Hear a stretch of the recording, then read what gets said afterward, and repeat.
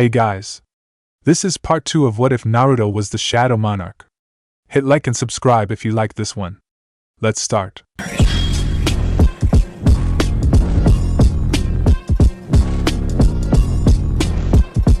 Chapter 6. The Weight of Shadows. Haku lay beneath him, pinned and defeated, yet still defiant. Kill me, he requested softly. I have failed Zabuza-san. I am no longer of use. The words struck Naruto oddly.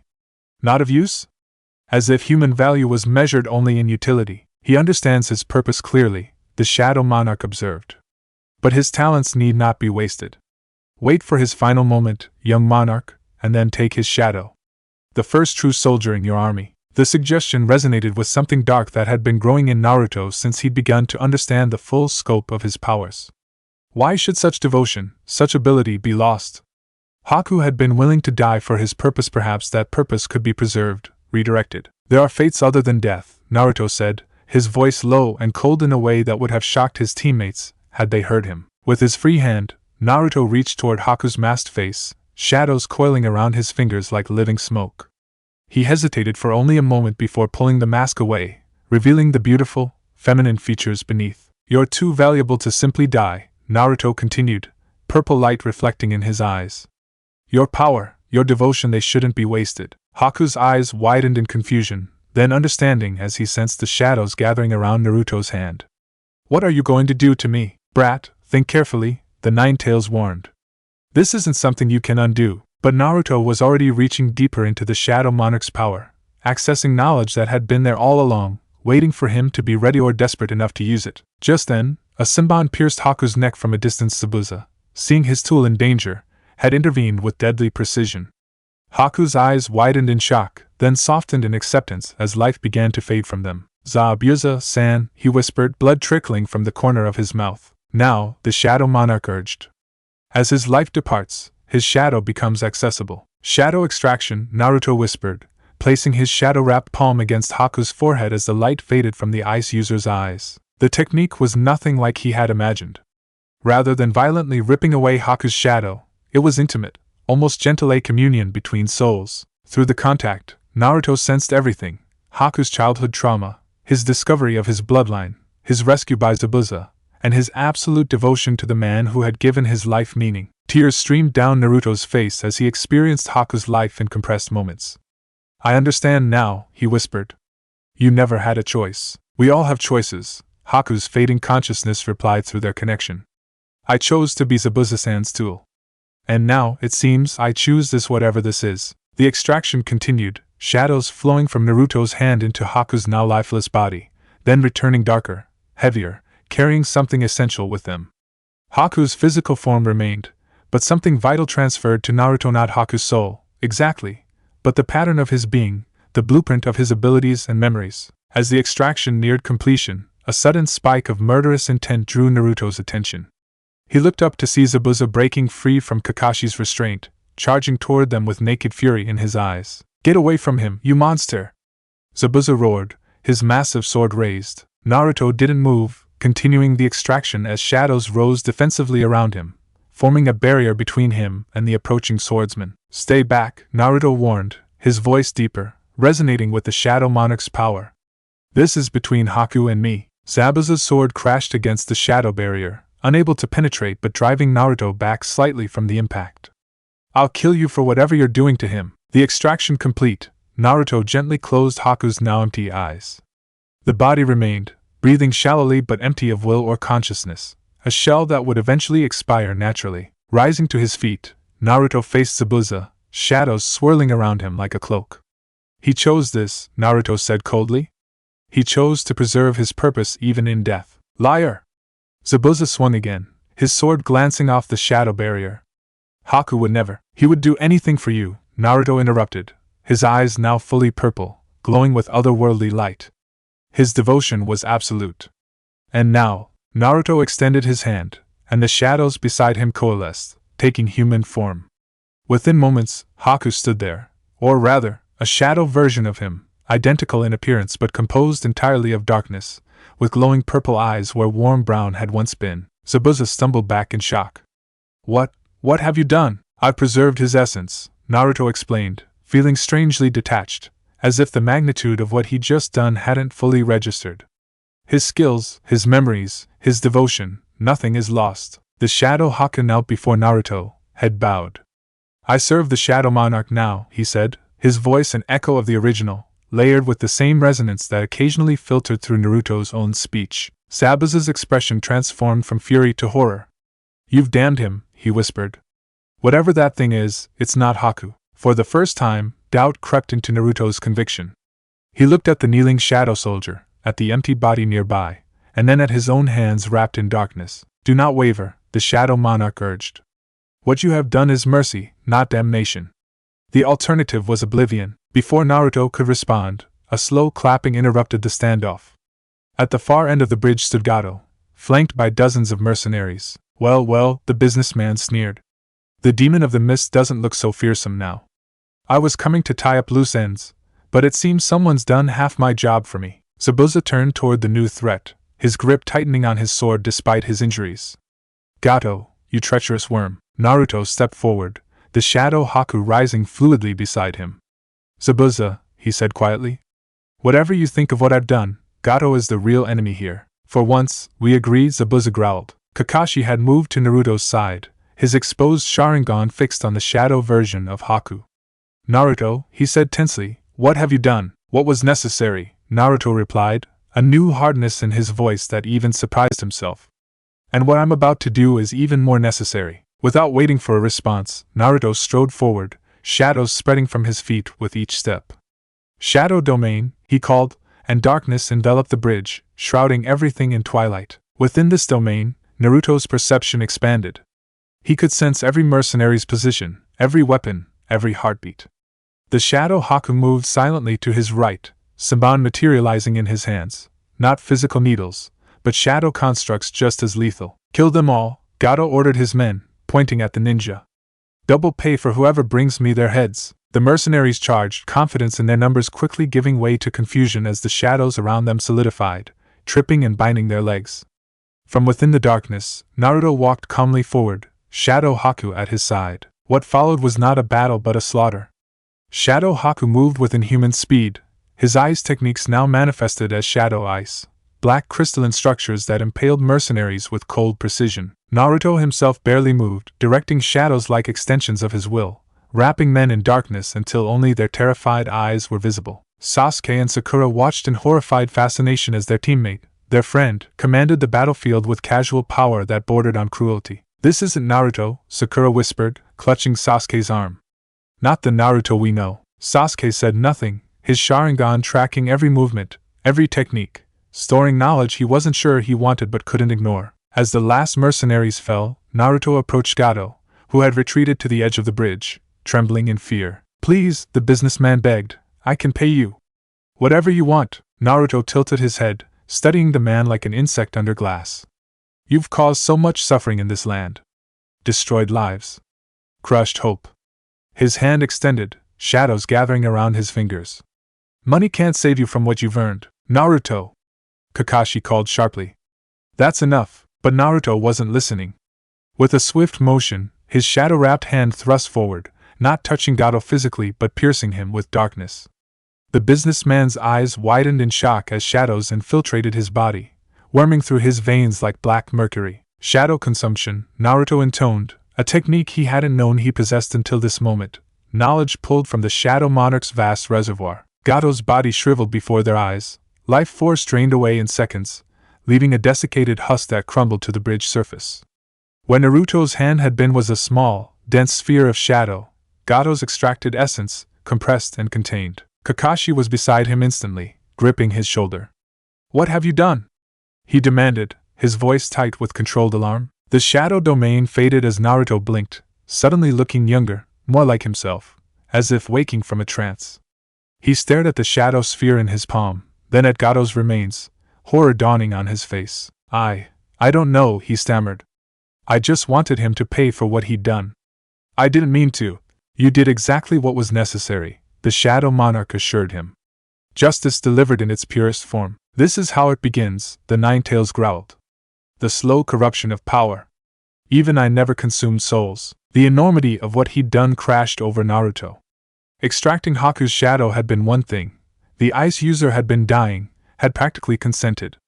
But Gato, he had executed and consumed him on impulse, with casual disregard for any boundary between justice and vengeance. Sensei, Naruto whispered, "What's happening to me?" Kakashi's expression softened slightly, though concern still dominated his features. "We're going to figure that out, Naruto. But first, we need to finish this mission and get home. There will be consequences for what happened here today." The journey back to Konoha was tense and largely silent. Shadow Haku remained, a constant reminder of Naruto's actions, following him like a silent guardian. Naruto kept him concealed when villagers were present, but his teammates and sensei were acutely aware of the Shadow Soldier's presence. Sasuke avoided looking directly at Naruto, though Naruto occasionally caught him watching from the corner of his eye, expression calculating. Sakura made awkward attempts at normal conversation that quickly died under the weight of unspoken concerns. Only Kakashi maintained a semblance of normalcy, though he kept Naruto under constant observation. 3 days into their return journey, Naruto sat alone by a stream while the others made camp, the compressed shadow sphere that had been Gato resting in his palm. "You could integrate it," the Shadow Monarch suggested. "Absorb his knowledge of shipping routes, business connections, financial holdings. Useful information for a future leader." The suggestion turned Naruto's stomach. "I don't want anything from him." "Then disperse it. Release his essence to the void. But do not waste what you have claimed." With a sudden motion, Naruto hurled the shadow sphere into the flowing stream. Instead of splashing, it dissolved into the water, darkness spreading momentarily before dissipating completely. "I'm not a consumer of souls," Naruto declared firmly. "That's not who I am or who I want to be." "You are the Shadow Monarch," the entity reminded him. "Or you will be. Extraction and consumption are fundamental aspects of that power. You cannot embrace one part of your destiny while rejecting another." "Watch me," Naruto challenged. A twig snapped behind him, and Naruto turned to find Sakura standing uncertainly at the edge of the clearing. "Kakashi-sensei sent me to check on you," she said, not quite meeting his eyes. Naruto sighed. "You can tell him I haven't consumed any more souls in the last hour." The bitter joke fell flat, and Sakura flinched slightly. After a moment, she gathered her courage and sat beside him, though maintaining a careful distance. "Are you talking to it right now?" she asked hesitantly. "The Shadow Monarch?" "Yeah," Naruto admitted.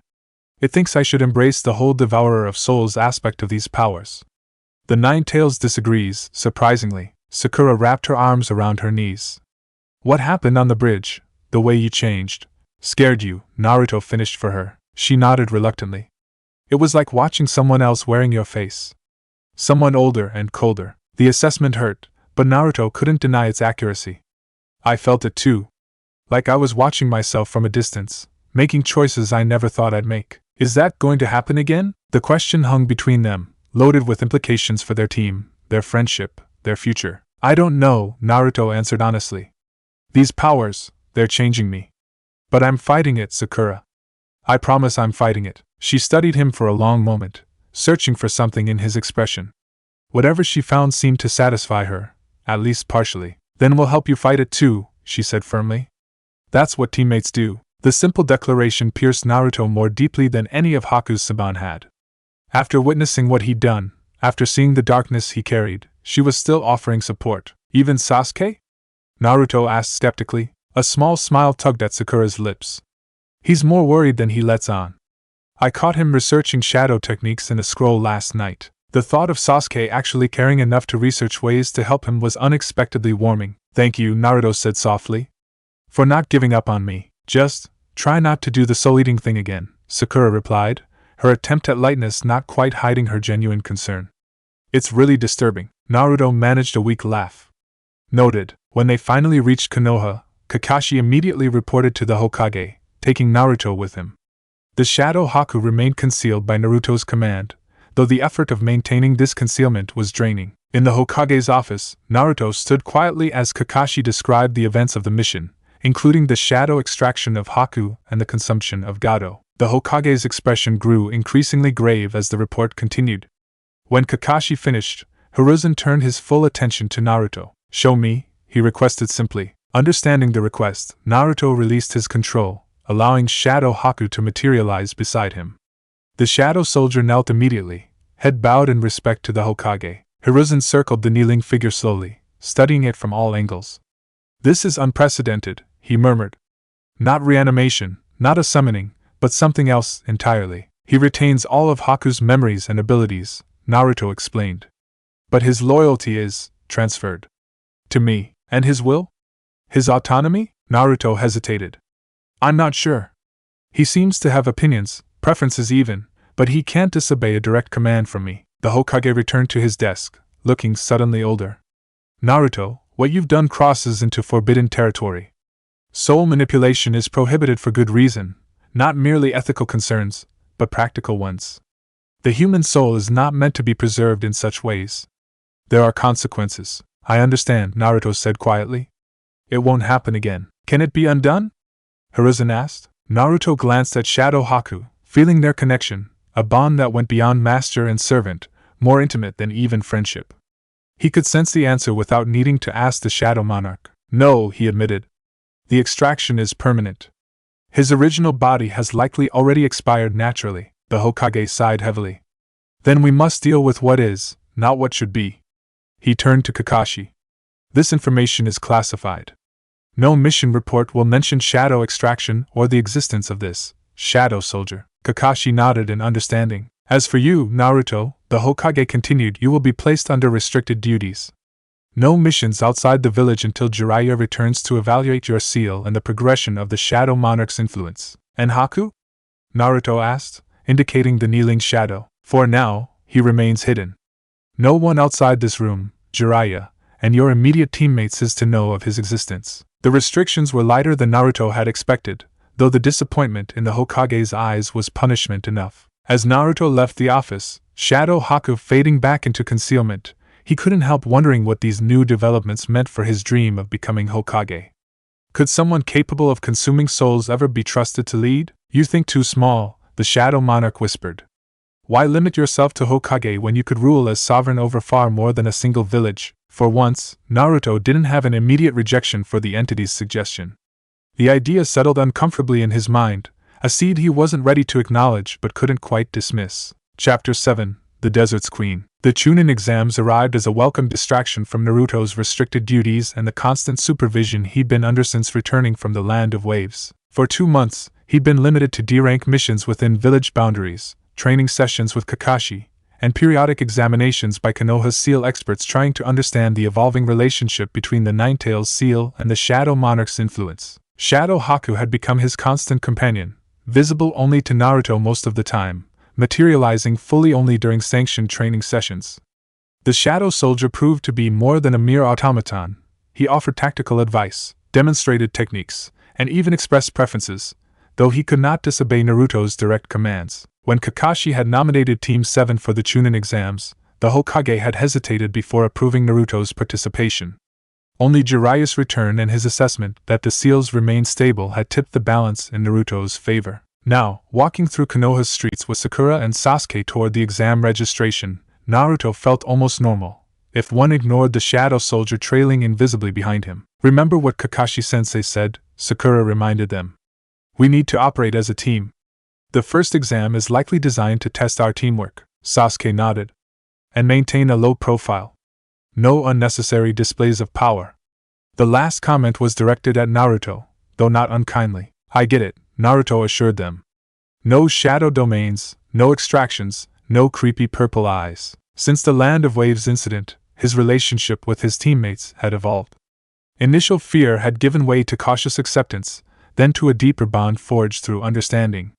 Sasuke, surprisingly, had shown the most interest in Naruto's shadow abilities, not out of fear, but from a pragmatic desire to incorporate them into team tactics. As they rounded a corner, they spotted a small commotion, a foreign ninja in black clothing with face paint holding a local child by his scarf.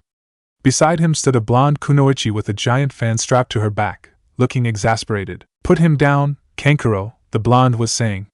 You're going to cause an incident before the exams even start. This brat ran into me, the one called Kankuro replied.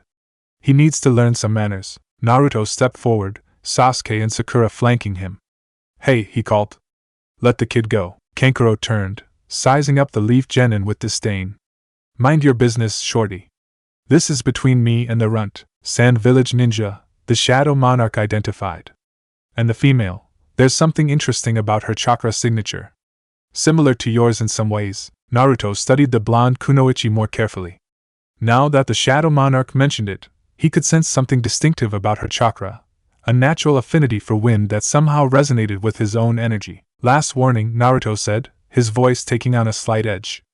Put the kid down, Kankuro snorted. Or what? Or I'll make you, Naruto replied simply, allowing just a hint of shadow to coil around his fingers, not enough to be obvious to casual observers, but enough for a trained ninja to notice. The blonde kunoichi's eyes widened slightly as she caught the subtle manipulation of shadow.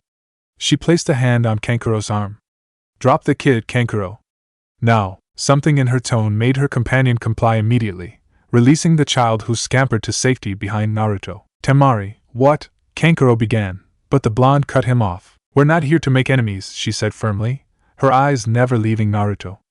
With deliberate movements, she stepped forward, positioning herself between her teammate and Team 7. I apologize for my brother's behavior. We're still adjusting to your village's customs. There was something calculating in her gaze as she studied Naruto, not fear, exactly, but recognition, as if she'd spotted something familiar and unexpected. No harm done, Naruto replied, matching her formal tone. I'm Naruto Uzumaki. These are my teammates, Sasuke Uchiha and Sakura Haruno. Temari of the desert, she introduced herself with a slight inclination of her head. And this is my brother, Kankuro. Our younger brother Gaara is around somewhere. The third sibling is a jinchuriki, the Shadow Monarch informed Naruto. I can sense the tailed beast chaotic energy nearby. One tail, if I'm not mistaken. This information startled Naruto. Another jinchuriki? He'd never met someone like himself before. Shikaku, the nine tails growled within him. The weakest of my kin, but also the most unstable. Be wary, brat. Is there a problem? A cold voice asked from the branches of a nearby tree. All eyes turned to see a red-haired boy with a gourd on his back and the kanji for love scarred into his forehead. His eyes were ringed with black, giving him a raccoon-like appearance, and his expression was utterly devoid of emotion. No problem, Gaara, Temari replied quickly, a hint of nervousness entering her voice. Just introducing ourselves to some leaf genin. Gaara's pale green eyes fixed on Naruto, narrowing slightly. You, he said flatly. Mother wants your blood. She says you're like me, but different. Darker. The hair on the back of Naruto's neck stood up. He could feel both the nine tails and the Shadow Monarch stirring within him, responding to the presence of Shikaku's jinchuriki. I don't know about darker, Naruto replied carefully, but I think we might have something in common. Gaara continued to stare, his expression unreadable. We will fight during these exams, he stated, not a prediction but a decision. I will prove my existence by taking yours. With that ominous declaration, he disappeared in a swirl of sand, reappearing beside his siblings. We're leaving.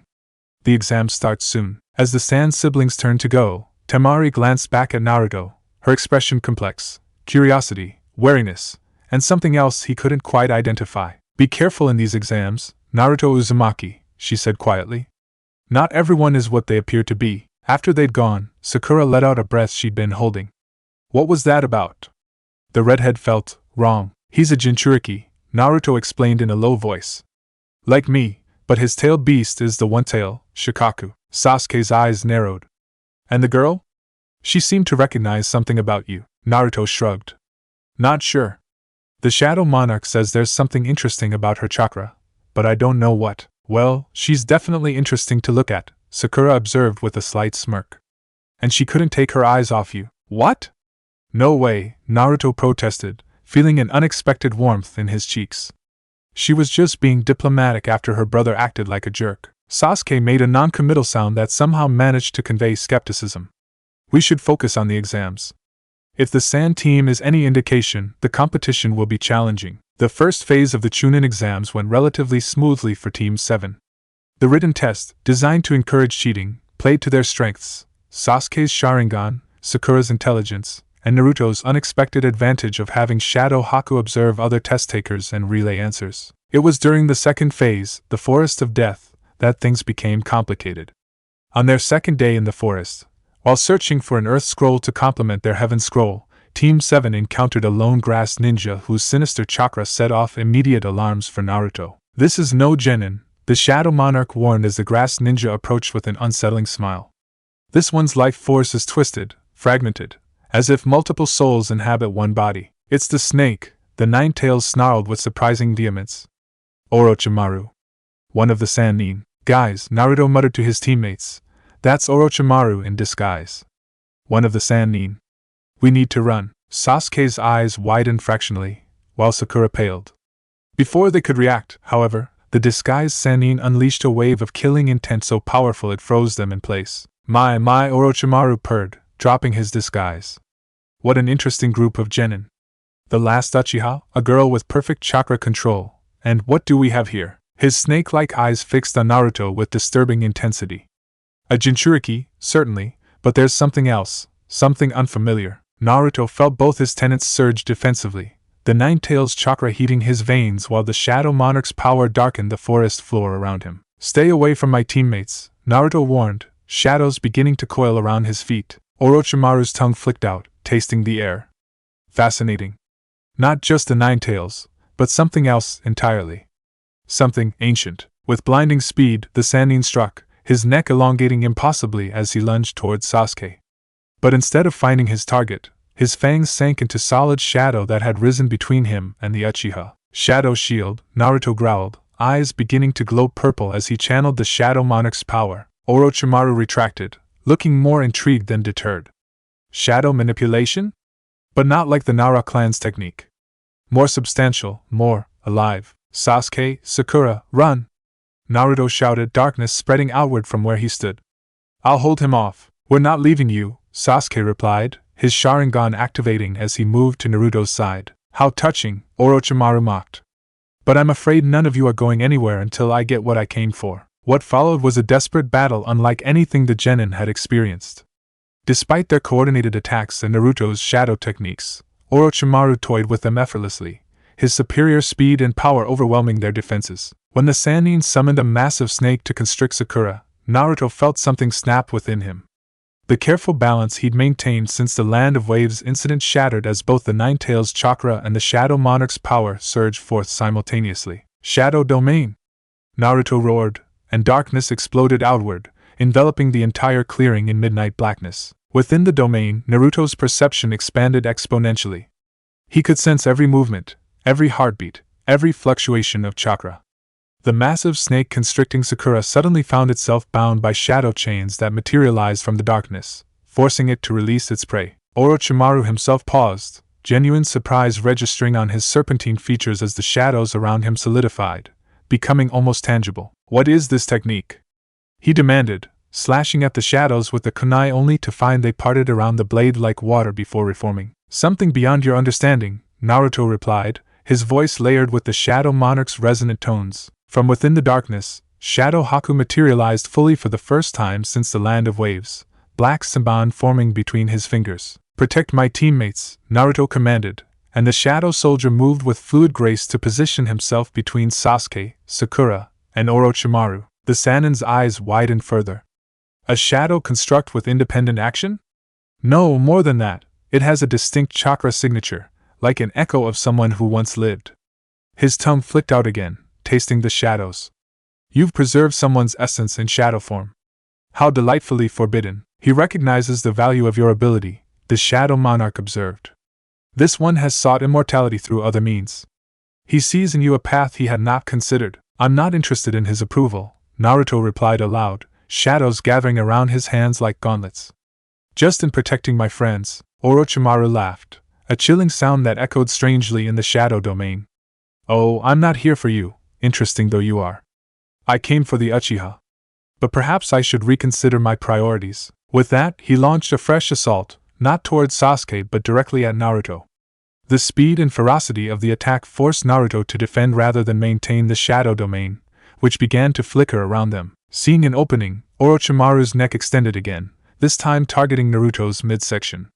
Let's see the seal that contains such interesting tenets. But before the Sannin could reach him, a massive gust of wind sliced through the forest, cutting between Orochimaru and Naruto with enough force to sever several trees. Wind style, great cutting whirlwind. Temari of the desert landed in the clearing, her giant fan fully extended. Behind her, Kankuro readied his puppet while Gaara stood impassively, arms crossed. Sand ninja, Orochimaru hissed, retracting to a safer distance.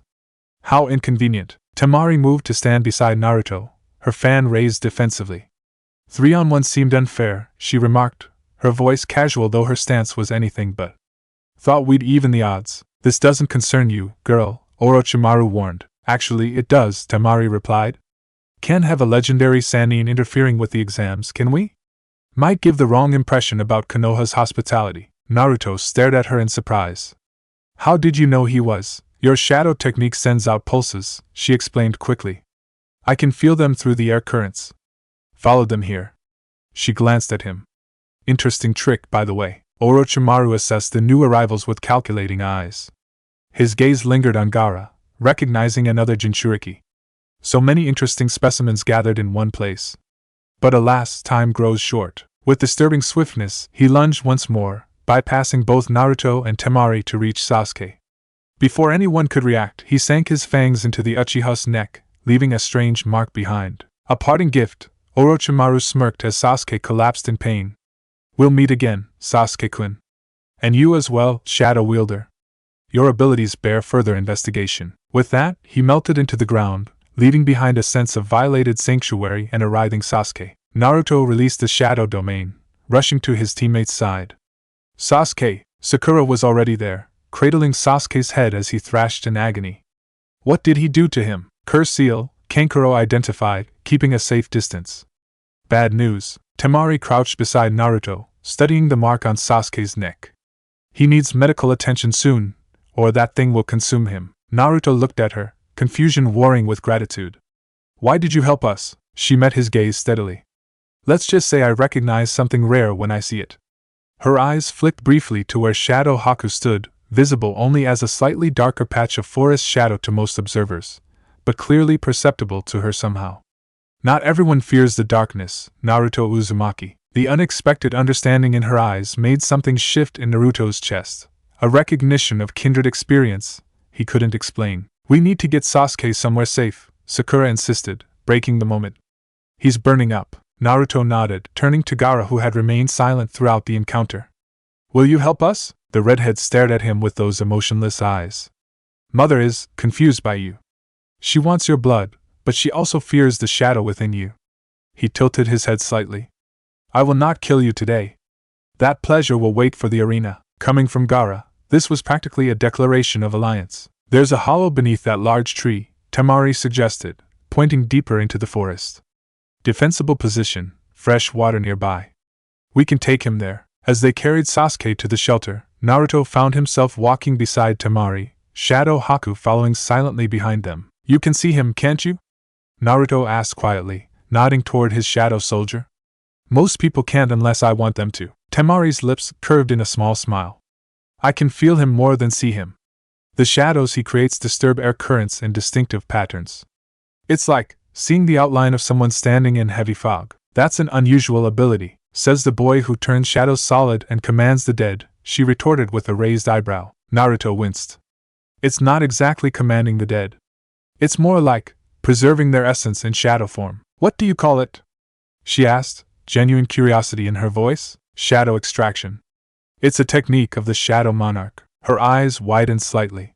Shadow Monarch? That's what you call yourself? No, Naruto corrected quickly. That's what the entity inside me calls itself. Alongside the Nine Tails, understanding dawned in her expression. You're like Gaara, a jinchuriki. But you have something else too. Something that gives you power over shadows. Naruto nodded, surprised at how easily he was sharing information he'd been instructed to keep classified. There was something about Temari that invited confidence, a directness that cut through his usual caution. Why are you telling me this? She asked, as if reading his thoughts. We're competitors in these exams. Enemies, technically. Naruto considered the question seriously. I'm not sure, he admitted. Maybe because you didn't run when you saw what I could do. Or maybe because she carries the wind within her, the Shadow Monarch suggested. And wind and shadow are natural companions. One cannot exist without the other. Because shadows need wind to dance, Naruto found himself saying, the words coming from somewhere beyond his conscious thought. Temari looked startled, then thoughtful. An interesting perspective, she murmured. In the desert, we say wind shapes the shadows as surely as the sun creates them. They reached the hollow tree, carefully settling Sasuke inside while Sakura tended to him with basic medical supplies. Kankuro kept watch at the entrance while Gaara stood apart, seemingly disinterested yet vigilant. We still need an Earth Scroll, Naruto remembered suddenly. The chaos with Orochimaru had driven the exam requirements from his mind. We have an extra, Temari said, reaching into her pouch and withdrawing the scroll. Insurance policy. Take it. When Naruto hesitated, she pressed it into his hand. Consider it payment for the chance to see your shadow techniques up close. They were educational. Her fingers lingered against his for a moment longer than necessary, sending an unexpected current up Naruto's arm. There was strength in her touch, but also a carefully concealed gentleness that few would notice. Why do I feel like you're playing a longer game than just these exams? Naruto asked, studying her face. Temari's smile turned enigmatic. Perhaps I simply recognize potential allies when I see them. The shinobi world is changing, Naruto Uzumaki. Those with unique abilities would do well to know who stands beside them when the storms come. And where will you stand? He challenged. Her expression grew serious. That depends on many things.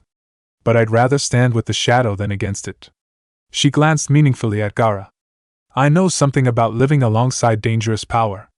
The question isn't whether the power exists, but how it's directed. With that cryptic statement, she rejoined her brothers, leaving Naruto with an Earth Scroll and far more questions than answers. As Team 7 recovered and prepared to complete the exam phase, Naruto found his thoughts returning repeatedly to the sand kunoichi, to her fearlessness in the face of his abilities, to the way she spoke of shadows and wind as natural companions. She would make a worthy lieutenant, the Shadow Monarch observed. Perhaps even more. For once, Naruto didn't dismiss the entity's suggestion outright. Because beneath the tactical assessment, he'd felt something he rarely experienced, recognition from someone who saw the darkness within him and didn't turn away in fear. And in a life defined by isolation and misunderstanding, such acceptance was rarer and more precious than any technique or power. Chapter 8. Preliminary Shadows. The preliminary matches arrived too quickly for Naruto's liking. With Sasuke still recovering from Orochimaru's cursed seal and the uneasy alliance with the Sand siblings hanging in a precarious balance, Team 7 entered the arena with a mixture of determination and trepidation. The Hokage's speech about the true purpose of the chunin exams, a substitute for war between nations, echoed in Naruto's mind as he scanned the remaining competitors. His gaze lingered on Temari, who stood with her brothers, her posture casual but alert. When their eyes met briefly, she offered a subtle nod of acknowledgement, nothing more. She conceals her interest well, the Shadow Monarch observed. A tactician, this one? She reveals only what serves her purpose. Don't be deceived by pretty faces, the Nine-Tails growled. The desert girl has her own agenda, and it likely doesn't align with yours. The matches were determined by electronic randomization, and one by one, the genin faced off in the arena below. Sasuke's match came early, a struggle against a chakra-draining opponent that forced him to rely on techniques copied from Lee rather than risking the cursed seal's activation. He won, but barely, and was immediately taken for seal containment by Kakashi. When Temari's name appeared on the board, paired against a leaf kunoichi named Tenten, Naruto found himself watching with unexpected intensity. She's strong, Sakura commented beside him, following his gaze. The way she carries that fan, it's not just for show. No, Naruto agreed quietly. It's not. The match demonstrated just how ruthlessly efficient Temari could be. She systematically neutralized Tenten's weapon attacks, countering precisely when openings appeared. There was cold calculation in her movements, yet also a strange elegance, like watching wind made visible, flowing around obstacles only to strike with devastating force when the moment was perfect. When Tenten fell unconscious on the folded fan, Temari cast a brief glance toward Naruto before tossing her opponent aside with casual disregard. That was unnecessary, Naruto muttered, frowning at the display. Was it? The Shadow Monarch questioned. Or was she demonstrating something specifically for your benefit? The thought gave Naruto pause. Was Temari showing him her ruthless efficiency deliberately?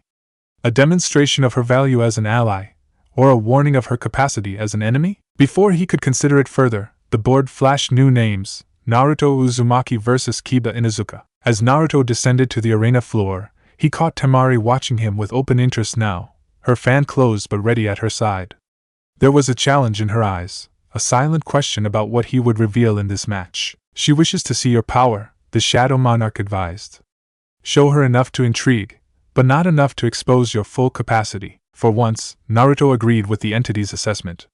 This match was an opportunity to demonstrate strength without revealing his more troubling abilities. This will be easy, Kiba boasted as they faced each other.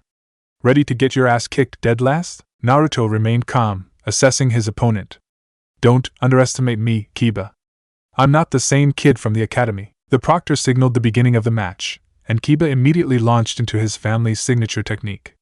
Fang over Fang. The whirling attack spiraled toward Naruto, who stood his ground until the last possible moment before sidestepping with unusual grace. As Kiba passed, Naruto's hand brushed against the Inuzuka's elongated shadow, a subtle manipulation that went unnoticed by most observers. When Kiba came to a stop and turned for another attack, he suddenly found his movements slightly sluggish, as if fighting against invisible resistance. What the hell? He muttered, shaking himself. Akamaru, let's hit him again. The Niken barked in agreement, transforming into a copy of Kiba for another coordinated assault. This time, Naruto didn't dodge. Instead, he thrust his hands forward, summoning shadows from the arena floor. Shadow Wall, he called, and darkness rose like a solid barrier before him. The twin Fang over Fang techniques crashed into the shadow barrier, their momentum dissipating against the surprisingly solid darkness. Kiba and Akamaru bounced backward, disoriented by the unexpected defense. From the spectator area, Naruto could feel eyes boring into him, not just Temari's, but those of the Jonin instructors and the Hokage himself. He had promised to minimize his shadow techniques, but this match required some display of his abilities. What kind of jutsu is that? Kiba demanded, circling warily. That's not a regular clone technique. No, Naruto agreed, allowing the shadow wall to dissolve back into the floor. It's something else entirely. The dog user relies on enhanced senses, the Shadow Monarch pointed out. Exploit that weakness. Naruto formed a hand seal, focusing his chakra. Shadow Clone Jutsu. A dozen copies of Naruto appeared, surrounding Kiba and Akamaru in a wide circle. But unlike normal shadow clones, these had a subtle difference. Each one's shadow extended toward the center of the circle, connecting with the others to form a web-like pattern on the arena floor. Shadow Binding Network, Naruto whispered, and the shadows pulsed with dark energy. As Kiba and Akamaru moved to attack the clones, their feet crossed the shadow network, and they suddenly found themselves immobilized, shadows climbing their legs like living vines. What is this? Kiba struggled against the binding. This isn't the Nara clan technique. No, Naruto confirmed, approaching slowly. It's mine. With methodical precision, Naruto disabled both Kiba and Akamaru with quick strikes to pressure points. Nothing flashy or brutal, just efficient combat that left both opponents unconscious without unnecessary harm. The proctor called the match, and Naruto released the shadow binding, allowing his clones to dissipate. As Medical Ninja entered to check on Kiba, Naruto glanced up at Temari, finding her leaning forward with undisguised interest, a slight smile playing at the corners of her mouth. When he returned to the spectator area, Sakura greeted him with relief. You didn't go overboard. Good. I can show restraint, you know, Naruto replied with a small smile. The network technique was new, she observed. When did you develop that? I've been experimenting, Naruto admitted. The shadow domain is too conspicuous for most combat situations. I needed something more subtle. The Sand Kunoichi approaches, the Shadow Monarch alerted him. Naruto turned to find Temari casually making her way around the spectator walkway, seemingly inspecting the other competitors but clearly on an intercept course with him. Efficient match, she commented when she reached him, her voice pitched for his ears alone. Though hardly a demonstration of what you showed in the forest. Different situations call for different techniques, Naruto replied neutrally. Temari leaned against the railing beside him, her fan resting casually against her leg. You're holding back. Smart in principle, but potentially dangerous in practice. How so? Her eyes scanned the arena below, where the next match was beginning. Those who know what you can do might interpret restraint as weakness. Those who don't might underestimate you, which could be advantageous or deadly, depending on the opponent. Speaking from experience? Naruto asked, studying her profile. A ghost of a smile touched her lips. Let's just say growing up with Gaara taught me the value of calculated displays of power. The mention of her brother drew Naruto's attention to the redhead, who stood apart from everyone, his expression impassive but his eyes following the matches with predatory focus. What's his story? Naruto asked. Beyond being Shikaka's jinchuriki, I mean, Temari's expression tightened almost imperceptibly. Our father is the Kazekage, she said after a moment's hesitation. Gaara was created as a weapon, the ultimate sand shinobi. The seal used to contain Shikaku was imperfect.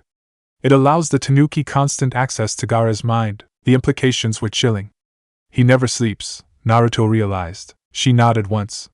Not since he was an infant. You can imagine what that does to someone's sanity. Naruto could feel the Shadow Monarch's interest sharpening at this information. And you? What's your story, Temari of the desert? She turned to look at him directly, her teal eyes assessing. Middle child of the Kazekage. Jonin level wind user since age 14. Unofficial guardian of a brother who could kill me without blinking. A sardonic smile crossed her face.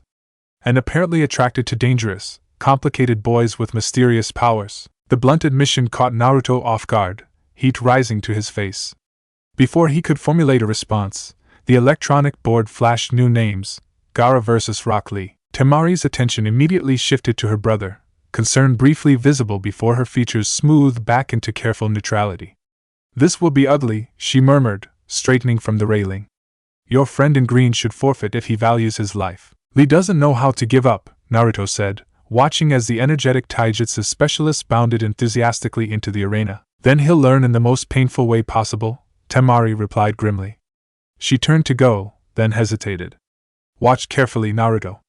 See what happens when power is wielded without restraint or purpose beyond destruction. It might help you understand why your shadows intrigue me. With that cryptic statement, she returned to her position near Kankuro, leaving Naruto to ponder her words as the match began below. What followed was both astonishing and horrifying. Lee's incredible speed and strength, especially after removing his weights and opening the inner gates, initially seemed to give him an advantage against Gaara's ultimate defense of sand. But as the match progressed, Gaara's implacable persistence and the sheer viciousness of his counterattacks turned the tide. When Gaara crushed Lee's arm and leg with his sand coffin, Naruto felt his stomach twist with empathetic pain and anger. It was only Gai's intervention that prevented Gaara from killing Lee outright. The One-Tail's vessel kills without purpose or pleasure, the Shadow Monarch observed. Just empty destruction. So much wasted potential. That's what happens when a seal is botched, the Nine-Tails commented. The Tanuki's madness leaks through constantly. Your seal, at least, was competently made, brat. As medical ninja rushed Lee from the arena, Naruto noticed Temari watching him rather than the aftermath of her brother's match.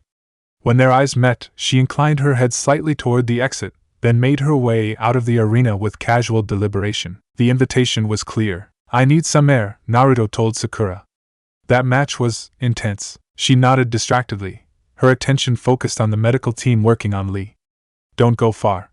They'll announce the final tournament matchups soon. Naruto followed Temari's path, finding her waiting in a deserted corridor that led to a balcony overlooking the forest of death. She stood with her back to him, fan planted beside her like a sentinel. Your brother nearly killed Lee, Naruto said as he approached, unable to keep the edge from his voice. Yes, Temari acknowledged without turning. That's what Gaara does. What he's been shaped to do, and you just accept that? Now she turned, her expression hardened into something defensive yet vulnerable. What would you have me do? He's my brother, but he's also a living weapon who doesn't fully distinguish friend from foe. I've spent my entire life walking the knife edge between protecting him and protecting others from him. The raw honesty in her voice deflated Naruto's anger. I'm sorry. I can't imagine what that's been like. She exhaled slowly, some of the tension leaving her shoulders. No, you can't. But you understand something most don't. What it means to contain power that others fear. Power that could consume you if you let it. Is that why you sought me out? Because we have that in common? Temari turned to gaze out at the forest, the afternoon sun gilding her profile. Partially. But also because when I saw your shadow techniques in the forest, I recognized something I've been searching for. Power with purpose. Controlled darkness. She faced him fully now, her expression unexpectedly vulnerable. Do you know what it's like to grow up alongside destructive power that has no aim beyond existence? To watch someone with incredible abilities use them only to validate their own being through others' fear? Gaara, Naruto realized. Gaara, she confirmed. But when I saw you use shadows to protect your teammates, when I watched you face Orochimaru without hesitation. She trailed off, then continued more softly. It was like seeing what could have been. What might still be possible. The confession hung between them, weighted with implications Naruto wasn't sure he fully grasped. She sees in you what the One-Tail's vessel lacks, the Shadow Monarch explained. Direction. Purpose. The potential for darkness to protect rather than simply destroy. You don't even know me, Naruto said carefully. The shadow powers you saw, they're dangerous. I've done things with them that... He stopped, remembering Gato's desiccated body, the shadow extraction of Haku. I know enough, Temari replied simply. I know you struggle with the darkness inside you rather than surrendering to it. I know you use your power to shield others, not just to prove your existence through their pain. Her eyes held his steadily, and I know that in a world of hidden villages and secret agendas, finding someone who understands the burden of contained power is rare enough to be worth pursuing. Naruto stepped closer, drawn by the sincerity in her voice. There's something you're not telling me. A rueful smile curved her lips. Many things. But none that change what I've said. She hesitated, then added, there's a plan in motion, something involving Konoha and the exams. I can't say more, but when the time comes, remember that not all who wear sand headbands are your enemies. The cryptic warning sent a chill down Naruto's spine. Is that a threat or a promise? Consider it advance payment, Temari replied enigmatically. For what? You'll understand soon enough. Before Naruto could press for clarification, footsteps approached from the corridor behind them. Temari casually stepped back, creating appropriate distance between them as Kankuro appeared. There you are, he said to Temari, eyeing Naruto suspiciously. They're announcing the final tournament matchups. Gaara's getting impatient. We're coming, Temari assured him, retrieving her fan. As they walked back toward the arena, Naruto felt Temari's fingers briefly brush against his, a deliberate, fleeting contact that sent an unexpected current up his arm. Watch your shadows, Uzumaki, she murmured. The next time we meet might be across the arena. The tournament matchups were revealed, and Naruto found himself paired against Niji Hyuga for the first round. Sasuke would face Gaara, while Temari was matched against Shikamaru and Nara. As the competitors dispersed to begin their month of training, Naruto caught Temari's eye one last time. The look she gave him was both a challenge and a promise. The next time they met, whether as allies or opponents, things would be different. The desert wind carries secrets, the Shadow Monarch remarked as Naruto watched her leave with her brothers.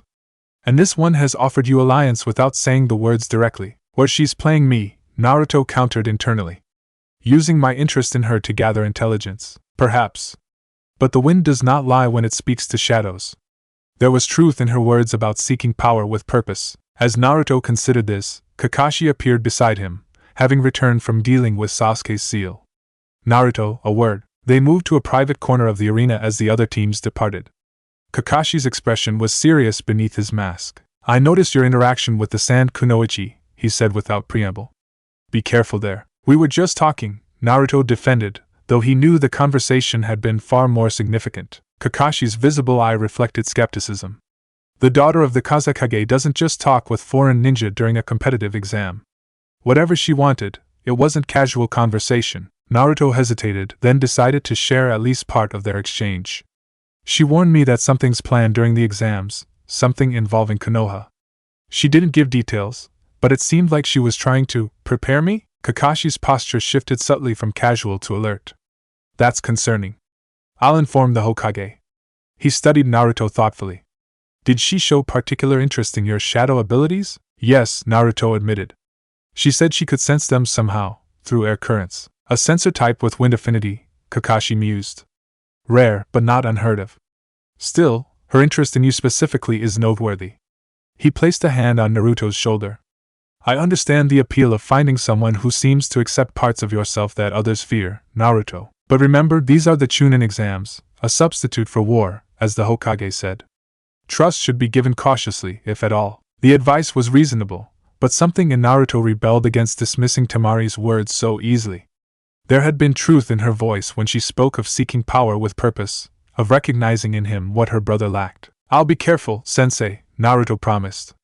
But I think there's more to her interest than simple manipulation, Kakashi sighed.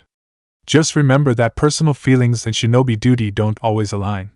The coming month of training will be crucial, not just for techniques, but for clarity of mind. As they left the arena, Naruto's thoughts remained divided between the looming tournament, the cryptic warning about plans involving Konoha, and the memory of teal eyes that had looked at his darkness without flinching. The coming storm gathers, the Shadow Monarch whispered. You will need more than shadow techniques to weather it. You will need allies who understand what you truly are. For once, Naruto didn't disagree. Chapter 9, Month of Shadows. The training month began with unexpected news. Jiraiya would be Naruto's primary instructor rather than Kakashi, who had chosen to focus on Sasuke and the containment of his cursed seal.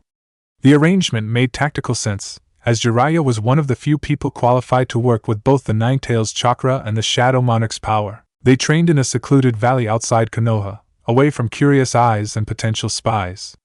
3 days into their training regimen, After Naruto had demonstrated his current shadow techniques, Jiraiya sat across from him with uncharacteristic seriousness. "Kid, we need to talk about what happened in the Land of Waves," the Sannin said, his usual jovial manner absent. "Specifically, the shadow extraction and this shadow soldier you created." Naruto tensed. Though the Hokage had classified the incident, he knew it remained a concern for Konoha's leadership. "What about it?" Jiraiya's eyes narrowed. "I want to see him." "This Haku." After a moment's hesitation, Naruto nodded, reaching into the shadows cast by the surrounding trees. "Shadow release, Haku." The darkness coalesced beside him, forming the familiar figure of the ice user. Shadow Haku knelt immediately, head bowed. "My lord." Jiraiya circled the shadow soldier slowly, studying him from all angles. "Remarkable," he murmured. "Not reanimation, not a traditional summons. Something entirely different." He paused, meeting the shadow's glowing purple eyes. "Does he retain Haku's memories? His personality?" "Yes," Naruto confirmed. "He remembers his life with Zabuza, his techniques, everything that made him Haku. But his loyalty has been redirected to you." Jiraiya completed the thought. "The Shadow Monarch." "I don't call myself that," Naruto objected. "But that's what you're becoming," Jiraiya countered bluntly. "Every time you use these shadow powers, especially techniques like extraction, you align yourself more closely with the entity inside you." The observation struck uncomfortably close to home. Naruto had felt the subtle shifts in his thinking, the growing comfort with abilities that once disturbed him. "Evolution, not alignment," the Shadow Monarch corrected. "You grow into your inheritance. The problem," Jiraiya continued, returning to stand before Naruto, "is that we don't know the endgame. What does the Shadow Monarch ultimately want? What happens when you fully inherit its power?" It was a question Naruto himself had avoided confronting directly. What was the final outcome of his relationship with the Shadow Monarch? Complete merger? Replacement? Something else entirely? "I don't know," Naruto admitted quietly. "It talks about me becoming its successor, ruling over shadows and death. But the details are vague." Jiraiya's expression hardened. "That's not good enough, kid. Not when you're developing abilities that can preserve the dead and consume the living." "I haven't consumed anyone since Gato," Naruto defended, though even mentioning the incident made his stomach turn. "And I released his essence afterward." "But you could do it again," Jiraiya pressed. "The capacity is there, growing stronger with each use of your shadow abilities." Naruto looked away, unable to deny the assessment. "So what do you want me to do? Stop using the powers completely?" "I can't, they're part of me now." "No," Jiraiya sighed, his tone softening. "Suppression would only create pressure that might lead to greater problems later. What we need is balance and understanding." He fixed Naruto with an intent gaze. "I want you to summon the Shadow Monarch into your conscious mind, similar to how you can communicate with the Ninetales, but deliberately controlled." The request sent a chill through Naruto. He had spoken with the Shadow Monarch constantly since its emergence, had even allowed it to speak through him once for the Hokage and Jiraiya. But deliberately entering a mindscape to confront it directly, as he occasionally did with the Ninetales? That was different. "I have always been accessible to you," the Shadow Monarch pointed out.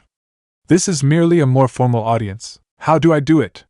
Naruto asked, his mouth suddenly dry. Jiraiya guided him through the process, a meditation technique combined with a specialized seal array drawn around Naruto to stabilize his consciousness during the internal journey. "I'll monitor your chakra and pull you out if anything seems wrong," Jiraiya assured him.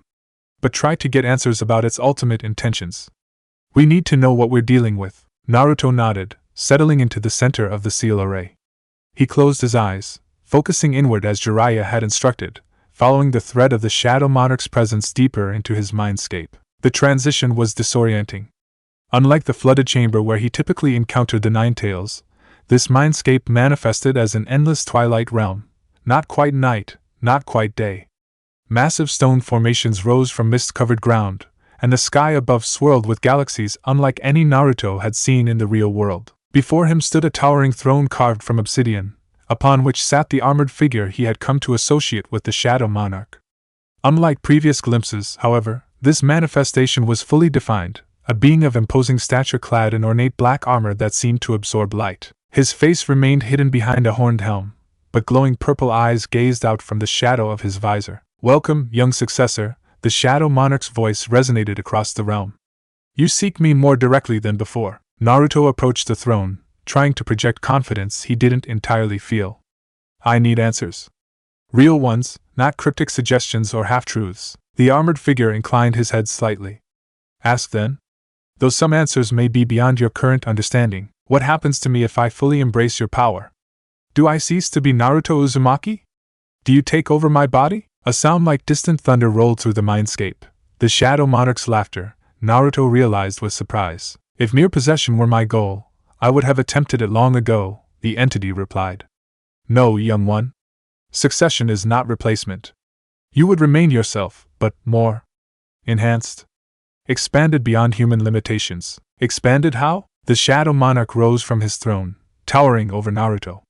With a gesture, the mindscape shifted, showing visions of what appeared to be other worlds, realms where shadowy armies marched under the command of beings wreathed in darkness and light. The Shadow Monarch stands as sovereign over death and shadow across multiple realms, the entity explained. Guardian of the boundary between life and afterlife. Commander of those who have fallen in battle yet whose purpose remains unfulfilled. The visions shifted, showing massive creatures of light battling against armies of shadow soldiers led by figures similar to the Shadow Monarch. Since time immemorial, my kind have stood against the luminous, beings of pure energy that seek to consume all worlds, converting matter to light, life to energy. They are the true devourers, not us. Naruto watched the battles unfold with mixed fascination and horror. And this is what you want me to become? A general in some eternal war between shadow and light? Not merely a general. The Shadow Monarch. My successor. The darkness that preserves balance against the light that would consume all. Why me? Naruto demanded. Out of everyone in all these worlds you've shown me, why choose a kid from Konoha? The Shadow Monarch returned to his throne, the visions fading around them. Because you are twice marked by fate.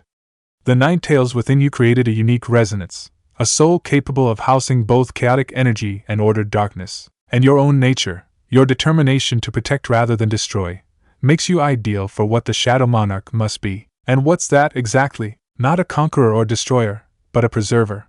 One who understands that darkness is not evil, it is the necessary counterbalance to light. Without shadow, all would be consumed in blinding illumination. The explanation was grander and more cosmic than anything Naruto had expected. Not a simple matter of power or control, but a fundamental role in maintaining some sort of multiversal balance. These shadow soldiers, Naruto said, thinking of Haku. The extracting of shadows from the dead. That's part of this balance, precisely. Those who fall in battle often leave purpose unfulfilled. Shadow extraction preserves that purpose, allows their essence to continue serving. It is a form of continuation, not enslavement. And the consumption technique I used on Gato? The Shadow Monarch's glowing eyes narrowed slightly. A different matter. Shadow consumption is reserved for those whose existence actively disrupts balance, those who cause suffering without purpose. It is judgment, not mere feeding. It felt wrong, Naruto admitted.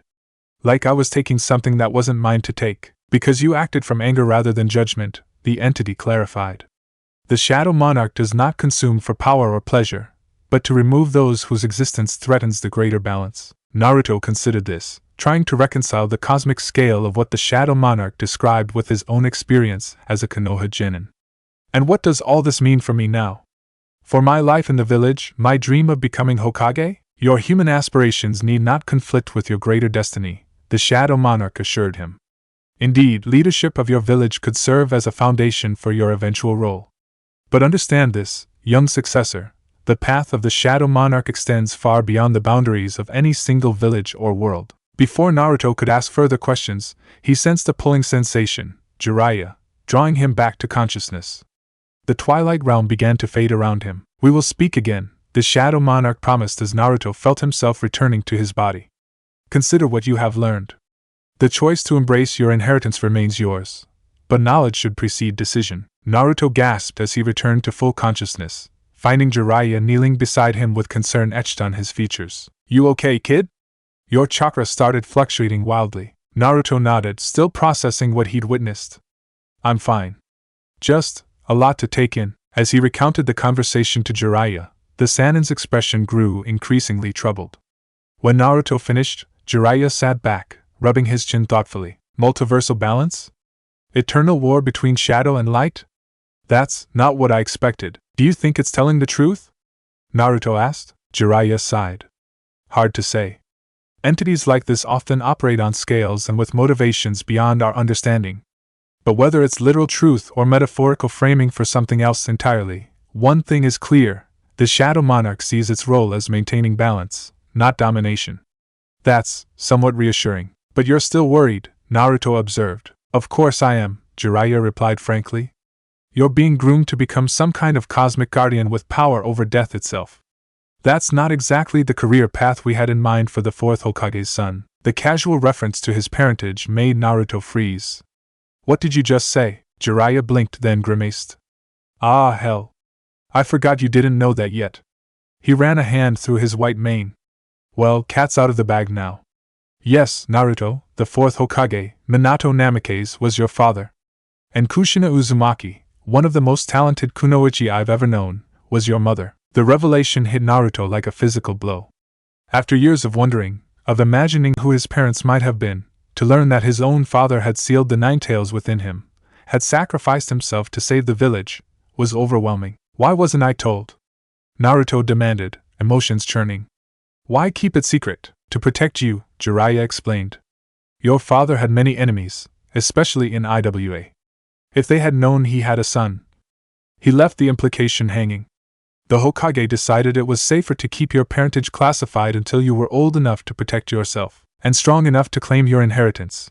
Both of them, the Shadow Monarch added silently. Naruto sat in stunned silence, processing this new information alongside everything else he'd learned in the mindscape. His identity, already complicated by the Nine Tails and the Shadow Monarch, now expanded to include the legacy of the Fourth Hokage. We should get back to training, Naruto said finally, needing action to process his thoughts. The finals are only weeks away. Jiraiya studied him with concern. You sure you're okay? Finding out about your parents like this. I'll deal with it. Naruto cut him off, then added more softly, just tell me about them sometime. When we're not training. Jiraiya's expression softened. I'd like that, kid. They were extraordinary people. You'd have been proud to know them. The remainder of the day was spent on chakra control exercises, with Jiraiya helping Naruto balance the Nine Tails' chaotic energy with the Shadow Monarch's more controlled power. By nightfall, Naruto was physically exhausted but mentally restless, his thoughts cycling between revelations about his parents, the Shadow Monarch's cosmic war, and the looming finals. And despite his best efforts to focus solely on training, thoughts of Temari kept intruding. Her warning about plans involving Konoha, her interest in his shadow powers, the brief touch of her fingers against his. The wind user occupies your thoughts frequently, the Shadow Monarch observed as Naruto prepared for sleep. Her connection to you grows stronger than mere tactical alliance. I barely know her, Naruto objected, though the protest sounded weak even to himself. Knowledge and connection are not always aligned. Some souls recognize kindred spirits instantly, across battlefields or borders. Naruto lay back on his bedroll, gazing up at the stars visible through the trees. She said she was looking for power with purpose. That she saw something in my shadow techniques that was different from her brother's destructive abilities. The wind seeks the shadow, the entity replied cryptically. One shapes the other, defines its boundaries, gives it movement and life. Without wind, shadows remain static. Without shadows, wind has nothing to reveal. The poetic description reminded Naruto of Temari's words about wind and shadow being natural companions. You think she could be important to whatever I'm becoming? All monarchs need generals they can trust. Lieutenants who understand their vision and can extend their will. The wind user sees in you what others cannot, potential for darkness to protect rather than destroy. The suggestion aligned uncomfortably well with Naruto's own instincts about Temari. Despite their limited interactions, he sensed a connection that transcended the usual boundaries between potential adversaries. She's the Kazekage's daughter, Naruto reminded the entity, and himself. And she warned me about some plan involving Konoha. Whatever's coming, we might end up on opposite sides, perhaps.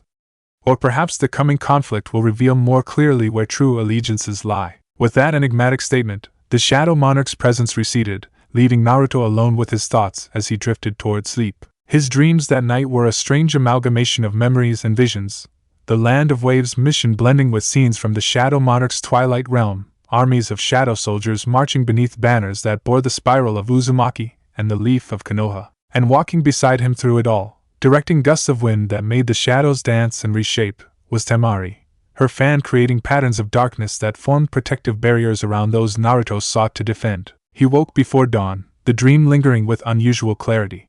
Without conscious decision, Naruto reached into the shadows beside his bedroll, summoning Shadow Haku to visible form. "My lord," the shadow soldier greeted him, kneeling as always. "Haku," Naruto began, then hesitated, unsure how to phrase his question. "Are you happy?" The shadow's glowing eyes blinked in apparent surprise. "Happy, my lord? With this existence," Naruto clarified. "Being a shadow soldier, bound to my will." "Do you resent it?" Shadow Haku considered the question with what appeared to be genuine thought. "I exist to serve a purpose, as I did in life. But this service feels right. Aligned with who I was." His head tilted slightly. "When I served Zabuza-san, I did so out of gratitude and love. I serve you out of something deeper, a recognition that your path preserves what is worth protecting. But you can't disobey me," Naruto pointed out. "How can service be willing if it can't be refused?" "Cannot and would not are different matters," Shadow Haku replied simply. "I cannot disobey direct commands, true. But I would not wish to, even if I could. Your shadows gave me continuation when death would have ended my purpose." The response was articulate and seemingly authentic, which only heightened Naruto's unease. Was this truly Haku's perspective, or programming imposed by the shadow extraction? "If I commanded you to harm an innocent, would you do it?" Naruto asked, testing the boundaries. Shadow Haku's expression remained serene. "You would not give such a command, my lord. It is not in your nature. But if I did, then I would know you were no longer the sovereign I chose to serve, and my essence would begin to resist." The shadow soldier's voice took on a firmer quality. "The Shadow Monarch preserves balance, protects what deserves protection. Commands that violate that purpose would indicate corruption of the monarch himself." The answer was surprisingly reassuring. There were limits, it seemed, ethical boundaries encoded into the very nature of the Shadow Monarch's power. "Thank you, Haku," Naruto said quietly. "You can return to shadow form now." As the shadow soldier dissipated, returning to the ambient darkness, Naruto felt a new resolve forming. Whatever path lay before him, whether as Hokage or Shadow Monarch or both, he would define it on his own terms, using these powers to protect rather than dominate. The training month progressed rapidly after that night. Under Jiraiya's guidance, Naruto developed new techniques that balanced his various power sources, shadow abilities that incorporated the Nine-Tails chakra, creating unique hybrid jutsu that neither entity had anticipated. Shadow Rasengan, Jiraiya named one such technique, watching as Naruto formed his father's signature jutsu but infused it with shadow energy, creating a spiraling orb of darkness that could both grind through physical barriers and disrupt chakra networks. "The applications are impressive," the Sannin admitted as Naruto demonstrated the technique against a boulder, which not only shattered but seemed to age rapidly where the shadow energy had touched it. "But the chakra cost is substantial." "I'm working on it," Naruto replied, wiping sweat from his brow. "The Shadow Monarch says efficiency will come with practice." Jiraiya's expression turned thoughtful. "You refer to it differently now. Less as it or the entity and more as a mentor or guide." Naruto hadn't realized the shift himself until Jiraiya pointed it out. "I guess I do. After seeing its mindscape, understanding more about its purpose, it feels less like an invader and more like a..." He struggled to find the right word. "Predecessor," Jiraiya supplied. "Which is exactly how it wants you to see it." The observation was accurate but carried an implicit warning that Naruto acknowledged with a nod. "I know. I'm being careful not to accept everything at face value." "Good," Jiraiya approved. "Healthy skepticism will serve you well, especially when dealing with beings that operate on scales beyond human comprehension." As the final week of training began, Jiraiya introduced a new challenge, preparing Naruto to potentially face Gaara in the tournament. "If you defeat Neji and Sasuke somehow loses to Gaara, you'll be facing the One-Tails Jinchuriki," Jiraiya explained. "And even if that specific matchup doesn't occur, understanding how to combat another tailed beast host is valuable knowledge." They devoted 3 days to strategies specifically for confronting Gaara's abilities, how to counter his sand defenses, techniques to potentially calm Shikaku's influence, and when to employ shadow abilities versus more conventional ninjutsu. "The key difference between you and Gaara," Jiraiya emphasized, "is control. His seal allows Shikaku constant access to his consciousness, especially when he sleeps. Your seal, even with the Shadow Monarch's modifications, maintains clearer boundaries." "And if Gaara fully transforms?" Naruto asked, recalling what Temari had told him about her brother's condition. "Then you have options most shinobi don't," Jiraiya replied seriously. "Access to the Nine-Tails chakra in emergencies, and shadow techniques that might actually penetrate Shikaku's sand defenses. But remember, your goal shouldn't be to destroy Gaara, but to stabilize him if possible." "The One-Tails vessel could be valuable if rehabilitated," the Shadow Monarch agreed. A jinchuriki who learns control becomes exponentially more powerful than one who merely surrenders to their beast's influence. The final day before the tournament, Jiraiya called a halt to physical training, instead focusing on mental preparation and rest. "You've progressed remarkably," the Sannin told him as they shared a meal by the campfire. "Not just in techniques, but in balancing the different aspects of your power. Your father would be proud." The mention of Minato still created a complex emotional response in Naruto, pride mixed with lingering questions about why such a burden had been placed on him as an infant. But those questions would wait for another time. "Thanks, pervy sage," Naruto replied with a small smile, using the nickname he'd adopted after catching Jiraiya conducting research at a hot spring during their training. Jiraiya rolled his eyes at the moniker but didn't object. "One last piece of advice before tomorrow," he said, his tone growing serious. "Remember that the chunin exams are as much about judgment as power. The evaluators will be watching not just what you can do, but how you choose to do it. When and how you use your shadow abilities will matter as much as their effectiveness." "I understand," Naruto assured him. "No unnecessary shadow consumption or extraction." "Exactly," Jiraiya nodded. "Show them you're in control of your powers, not the other way around." As they prepared to return to the village for the night, Naruto sensed a subtle disturbance in the air, a shifting of wind patterns that had become familiar over the past month of outdoor training. "We have a visitor," the Shadow Monarch alerted him unnecessarily. "I know," Naruto replied silently, turning toward a stand of trees to the west of their camp. "I felt her arrival 2 minutes ago." Aloud, he said, "Pervy sage, we're being watched." Jiraiya was instantly alert, his casual demeanor falling away to reveal the legendary shinobi beneath. "Where?" Instead of answering, Naruto called out, "You might as well show yourself. Your fan disrupts the air currents in a distinctive pattern." After a moment's hesitation, Temari emerged from the trees, her fan strapped to her back and her expression carefully neutral. "Sharp senses, Uzumaki. Most people don't notice me when I'm concealing my presence." "Most people don't have such an affinity for shadows," Naruto replied, noting how her eyes widened slightly at the implication that he could sense her through shadow manipulation. Jiraiya stepped forward, positioning himself subtly between Naruto and the Sand Kunoichi. "The Kazekage's daughter, I believe? Interesting place for an evening stroll, so far from your assigned quarters." Temari inclined her head respectfully. "Master Jiraiya, your reputation precedes you, as does yours, Wind Mistress of Suna," Jiraiya returned, his tone pleasant but eyes sharp. "Though I admit I'm curious what brings you to our training ground the night before the tournament." Temari's gaze shifted to Naruto. "I came to speak with Uzumaki. Alone, if possible." "That's not happening," Jiraiya stated flatly. "Whatever you have to say can be said with me present." A flicker of frustration crossed Temari's features before she mastered it. "Very well." She turned her full attention to Naruto. "I came to warn you, things have accelerated. The plan I mentioned before, it's happening tomorrow, during the tournament." Naruto felt a chill run down his spine. "What plan exactly?" Temari glanced around, as if checking for other observers. "An invasion," she said quietly. "Sand and sound coordinated. The signal will come during the match between Gaara and the Uchiha." Jiraiya's expression hardened. "That's a serious accusation against your own village, young lady. Why would you betray such information?" Temari's eyes never left Naruto's. "Because some loyalties transcend village boundaries. Because I've seen what's coming and know it leads nowhere good for anyone." Her voice lowered further.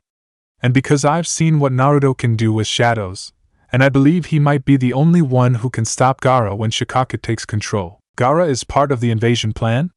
Naruto asked, though he already suspected the answer. Temari nodded grimly. "He's the centerpiece, Suna's ultimate weapon. He's been unstable lately. More than usual. The plan calls for him to transform fully during the attack." Jiraiya cursed under his breath. "A tailed beast released inside Konoha's walls. The casualties would be catastrophic." "Why are you telling us this?" Naruto pressed, stepping closer despite Jiraiya's protective stance. "You're risking everything, your village, your family." Something vulnerable flashed in Temari's eyes before she controlled it. "I told you before, I recognize something in you. Power with purpose. The potential for darkness to protect rather than destroy." She straightened her shoulders. "I've spent my life watching Gaara's power consume him, watching my father weaponize his own son without concern for the consequences. I won't be complicit in more senseless destruction." "Truth," the Shadow Monarch assessed. Her words align with her life force. This is not deception. Even without the entity's confirmation, Naruto could sense the authenticity in Temari's declaration. There was too much raw emotion, too much personal exposure for this to be a complex deception. The invasion is being orchestrated by Orochimaru, Temari continued, addressing Jiraiya directly now. He's impersonating my father, has been for weeks. We don't know what happened to the real Kazekage. Jiraiya's expression shifted from suspicion to grim understanding. That tracks with other intelligence we've gathered. The snake has been unusually active lately. There's more, Temari added. The curse seal he placed on the Uchiha. It's part of the plan. During their match, Gaara is supposed to trigger its full activation somehow. Naruto exchanged alarmed glances with Jiraiya. We need to warn Kakashi-sensei and Sasuke. Agreed, Jiraiya nodded. This information changes everything. He studied Temari with new consideration. You understand that by coming here, you've effectively defected from your village? Temari's jaw tightened, but she nodded once.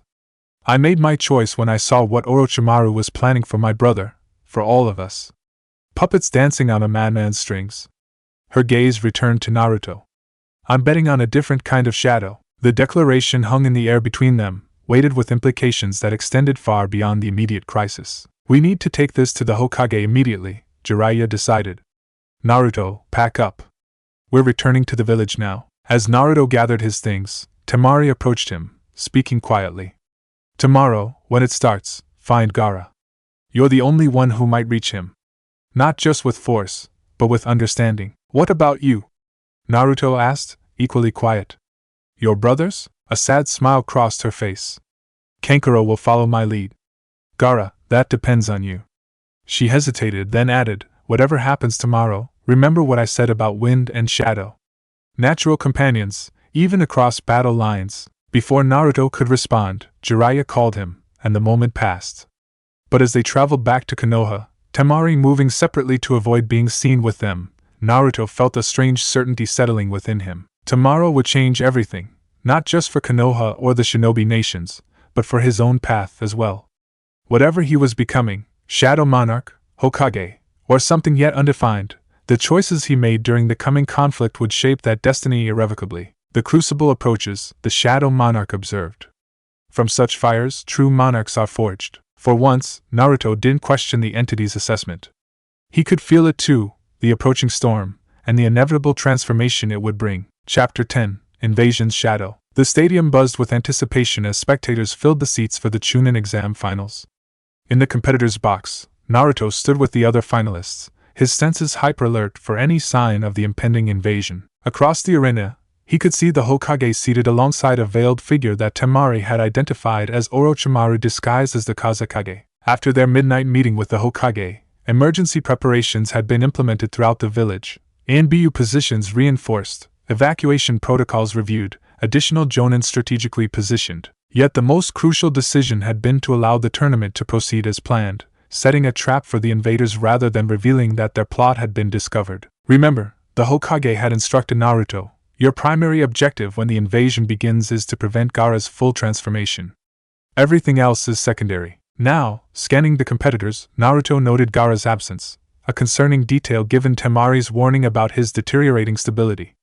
Temari herself stood at the far end of the box, deliberately maintaining distance. When their eyes briefly met, she gave an almost imperceptible nod toward the Kage viewing box, then flicked her gaze to the eastern wall of the village, the expected direction of the main sand force's approach. The wind user has positioned herself to maximize her usefulness when the conflict begins, the Shadow Monarch observed.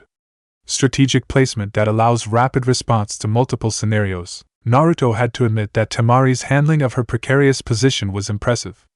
To outside observers, she appeared to be simply another competitor, yet she was covertly providing intelligence through subtle gestures and positioned to intercept sand forces if necessary. The proctor called the first match, Naruto vs. Neji Hyuga, and Naruto descended to the arena floor, pushing invasion concerns temporarily aside to focus on the battle before him. Neji waited in the center of the arena, his pale eyes reflecting cold confidence. Fate has determined the outcome of this match before it begins, he declared as Naruto approached.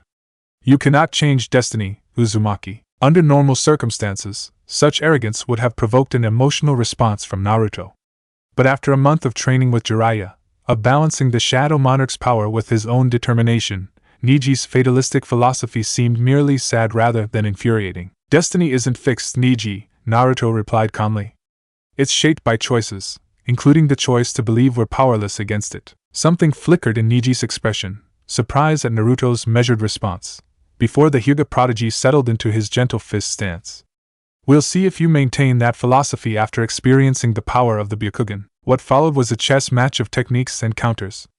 Niji's gentle fist targeted Naruto's chakra points with precision, but shadow clones provided effective diversions, and the Shadow Monarch's influence allowed Naruto to perceive the flow of Niji's movements through subtle shadow patterns. When Niji revealed his ability to use 8 trigrams techniques despite being from the branch family, Naruto found himself genuinely impressed.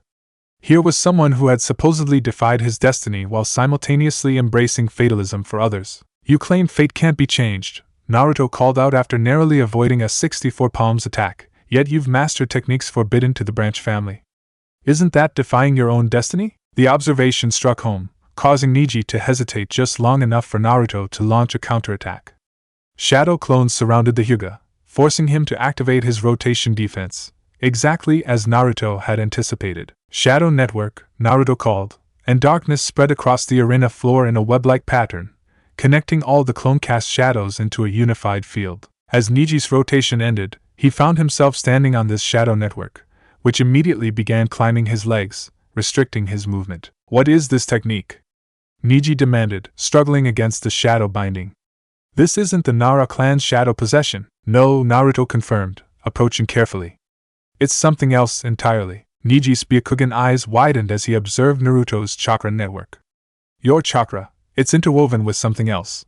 Something dark that flows alongside your normal pathways. The Hyuga eyes perceive more than most, the Shadow Monarch noted with interest. They see the integration of our energies. With the shadow network limiting Niji's movements, Naruto pressed his advantage, engaging in taijutsu that deliberately avoided chakra points while targeting physical vulnerabilities.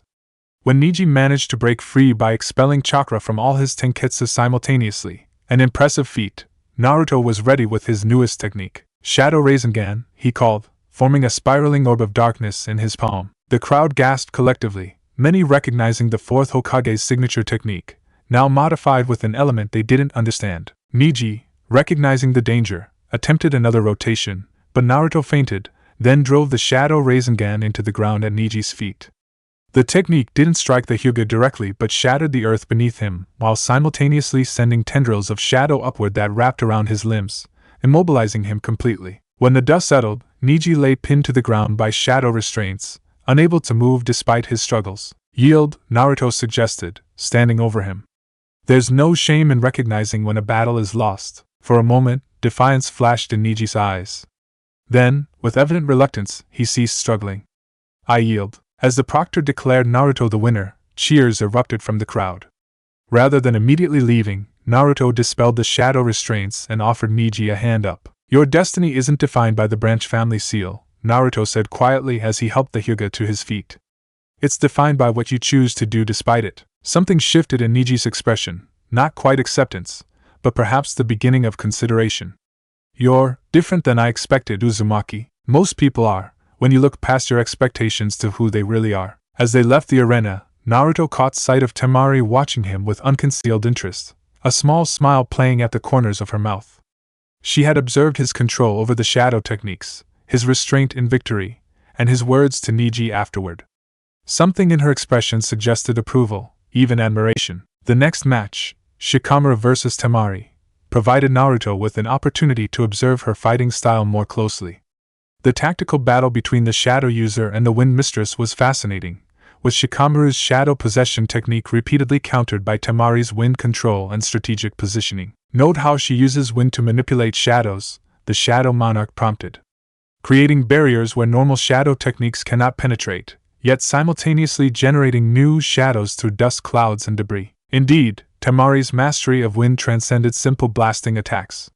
She used her fan with surgical precision, controlling battlefield conditions as much as directly attacking her opponent. When Shikamaru finally caught her in his shadow possession, only to forfeit due to chakra depletion, Naruto recognized the reluctant respect in her eyes for the Naruto's tactical mind. As Temari returned to the competitor's box, she passed closer to Naruto than necessary, murmuring without looking at him, "Gaara has left the stadium. His match is next. Be ready." The warning sent adrenaline surging through Naruto's system.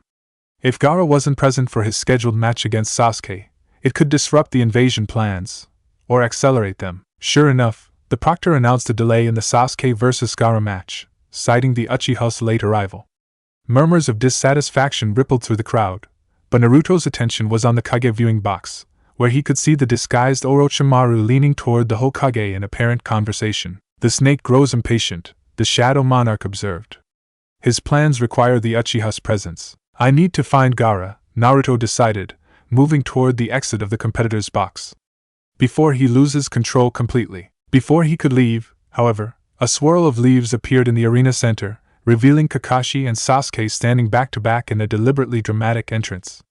The crowd's disappointment transformed instantly to cheers as the last Uchiha took his position, looking notably more composed than when Naruto had last seen him. "They're here," Shikamaru commented beside Naruto. "Cutting it close." "Too close," Naruto agreed, his eyes scanning for any sign of Gaara's return. As if summoned by his thoughts, sand swirled at the opposite end of the arena, coalescing into Gaara's form. Even from a distance, Naruto could see that something was wrong. The red-haired ninja's posture was rigid, his expression twisted with barely contained fury, and his gourd seemed to pulse with agitated sand. "He's unstable," Naruto muttered. "When is he not?" Shikamaru replied, unaware of the true significance. The match began with an immediate attack from Gaara, sand erupting from his gourd with far greater violence than his previous exhibitions. Sasuke barely avoided the initial assault, his Sharingan activating as he leapt to safety. "The one-tail pushes against its constraints," the Shadow Monarch warned.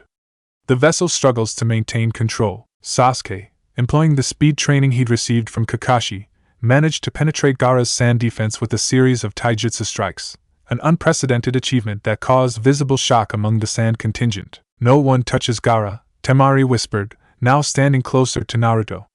"This will accelerate everything." She was right. As Sasuke's attacks continued to breach his defenses, Gaara's composure deteriorated rapidly. Sand encased him in a protective sphere, and within this cocoon, Naruto could sense chaotic chakra fluctuations indicating a partial transformation. Sasuke, recognizing the escalation, retreated to the arena wall, where he began forming hand signs for what Naruto recognized as Kakashi's Chidori. As lightning chakra gathered in Sasuke's palm, the air filled with the sound of chirping birds. "He intends to penetrate the sand shield completely," the Shadow Monarch noted. "A direct threat will trigger the One-Tail's defensive response." "This is it," Temari confirmed softly. The invasion signal was meant to come after Sasuke's attack. "We need to," she never finished her sentence. As Sasuke charged forward, Chidori blazing, feathers began falling throughout the stadium, a wide-area genjutsu designed to put civilians to sleep. Simultaneously, explosions rocked the eastern wall of the village, and the disguised Kazekage suddenly grabbed the Hokage, leaping to the stadium roof where a barrier jutsu immediately activated. "It's starting!" Naruto called out, forming the release sign to dispel the genjutsu affecting him. Beside him, Temari and Shikamaru did the same. Below, Sasuke's Chidori had penetrated Gaara's sand shield, and an inhuman scream echoed through the arena. Sand Ninja began engaging with Leaf Shinobi throughout the stadium, while Sound Ninja appeared at strategic points around the village perimeter. "Naruto!" Kakashi appeared beside them in the competitor's box. "Your priority is Gaara, as discussed. Sasuke's in pursuit. He doesn't know the full situation. Find them and contain the One-Tail if possible." "What about the Hokage?"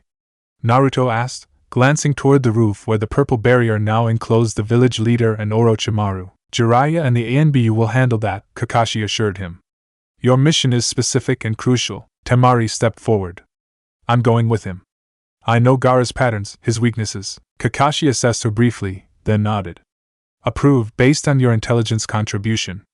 "Shikamaru, you're with them too, tactical support." The Nara sighed but nodded his acceptance. As chaos erupted throughout the stadium, Naruto, Temari, and Shikamaru moved toward the forest where Sasuke had pursued the injured Gaara, who was being escorted by his sand teammates. "Kankuro will try to slow pursuers," Temari explained as they leapt through the trees. "He doesn't know I've switched sides." "Troublesome," Shikamaru muttered. "Family drama in the middle of an invasion." "Focus on the mission," Naruto directed, his senses extended to track the distinctive chakra signatures ahead. "Sasuke doesn't understand what he's dealing with. If Gaara transforms completely, then only you have a chance of stopping him," Temari finished. "I've seen what Shikaku can do when fully manifested. It's devastating." They hadn't gone far when they encountered the first obstacle, Kankuro, positioned defensively on a large branch, his puppet crow assembled and ready. "Temari?" he called in surprise. "What are you doing with Leaf Ninja?" "The right thing for once," she replied, landing on a branch opposite her brother. "Orochimaru killed Father Kankuro. He's been manipulating sand for his own purposes." The puppet master's painted face registered shock. "What? How do you—" "There's no time to explain everything," Temari cut him off. "Gaara's losing control, and Orochimaru wants it that way. These Leaf Ninja aren't our enemies. They're trying to save Gaara from himself." Kankuro hesitated, visibly torn between ingrained mission parameters and trust in his sister. "You're sure about this?" "I've never been more certain of anything," Temari affirmed. "Help us stop this madness, or at least stay out of our way." After a moment's consideration, Kankuro disassembled his puppet, returning it to its scrolls. "I'll help. But if this is a trick, it's not," Naruto assured him. "Your sister risked everything to warn us about the invasion. She's trying to save lives, including Gaara's." With Kankuro now reluctantly allied with them, the group continued their pursuit. Shikamaru eventually stayed behind to delay a squad of pursuing Sound Ninja, leaving Naruto, Temari, and Kankuro to intercept Gaara and Sasuke. They found them in a clearing several kilometers from the village, Sasuke badly wounded and exhausted, while Gaara had undergone a partial transformation.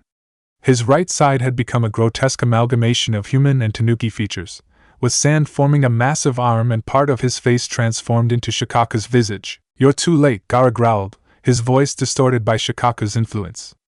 "Mother wants blood, and she will have it." "Gaara, stop this!" Temari called, landing beside Sasuke and pulling him back from the immediate danger zone. "You're being used, Temari?" Confusion briefly flickered across Gaara's partially transformed face. "You betray Sand?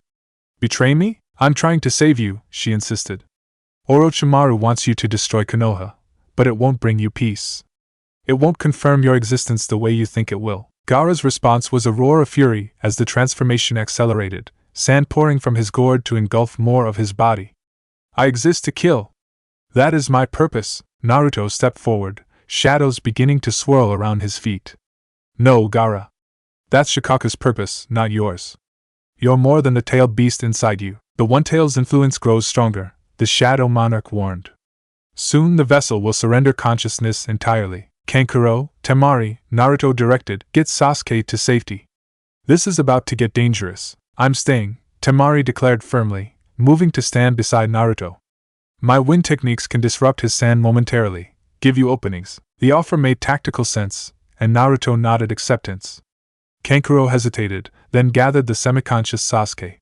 "Don't kill him," he requested simply before retreating to a safer distance. Now positioned against the increasingly transformed Gaara, Naruto and Temari exchanged a brief glance of understanding. This would require perfect coordination between shadow and wind. "Shadow domain," Naruto called, and darkness spread outward, enveloping the clearing in twilight that enhanced his perceptions and control. Gaara's transformation faltered momentarily as the shadows reached him, the sand briefly slowing its advance. "He's sensitive to your shadow technique," Temari observed, readying her fan. "Shikaka can feel its nature." "Then let's use that," Naruto replied. "Can you create an updraft under him? Destabilize his footing?" Temari nodded, swinging her fan in a precise arc wind style. Gale force uplift. The targeted gust struck beneath Gaara, temporarily lifting him and disrupting the sand's cohesion. In that moment of vulnerability, Naruto struck. Shadow binding chains. Darkness erupted from the ground, forming solid chains that wrapped around Gaara's transforming form, temporarily halting the progression of Shikaka's manifestation. "No!" Gaara screamed, struggling against the restraints. "Mother needs me. I must kill to exist." "Listen to me, Gaara," Naruto called, maintaining the shadow chains through sheer force of will. "I understand your pain better than anyone. I'm a jinchuriki too, the Nine Tails is sealed inside me." This revelation caused Gaara to momentarily still his struggles, heterochromatic eyes, one human, one Shikaka's, focusing on Naruto with newfound interest. "You like me?" "Yes," Naruto confirmed, cautiously approaching. "But I found another way to exist. Through bonds with others, protecting people precious to me." "Lies!" Gaara snarled, renewed struggling causing the shadow chains to crack. "No one can love a monster. No one ever loved me." "That's not true," Temari interjected, her voice breaking slightly. "I tried, Gaara. I always tried to reach you, even when I was terrified. You're my brother, not just a weapon. Something flickered in Gaara's human eye, confusion, perhaps even longing, before Shikaka's influence reasserted control. With a roar of primal rage, he shattered the shadow chains, sand exploding outward as the transformation accelerated. He's losing himself, Temari warned, bracing against the sand wave with a defensive wind technique. When he forms the prayer seal and forces himself to sleep, Shikaku will take full control. Then we need to stop him before that happens, Naruto decided. He turned to Temari. I need to try something drastic. It's risky, but it might be our only chance to reach him. Understanding dawned in her eyes. Your shadow extraction technique? On a conscious target? Naruto nodded grimly. Not to take his shadow, but to reach inside, to find the human Gaara beneath Shikaka's influence. Temari's expression reflected both fear and determination. Do what you must. I'll create an opening. With synchronized precision born of natural compatibility, they launched their assault. Temari's wind scythe technique temporarily dispersed the sand surrounding Gaara's upper body, creating a momentary vulnerability. In that fraction of a second, Naruto closed the distance, shadow energy gathering around his right hand. Shadow connection, he called, naming this variation of his extraction technique as he thrust his hand toward Gaara's chest. Unlike the fatal shadow consumption he'd used on Gato or the full extraction performed on Haku, this technique created a bridge between their inner worlds, a temporary connection that allowed Naruto to perceive Gaara's mindscape while remaining conscious in the physical world. What he found was heartbreaking. Unlike Naruto's mindscape, where the Nine Tails was contained behind a massive gate, Gaara's inner world was a barren desert where a massive, partially manifested Shikaka loomed over a small, cowering child. Gaara as he had been before the world taught him to kill. So lonely, the child whispered, curled into himself.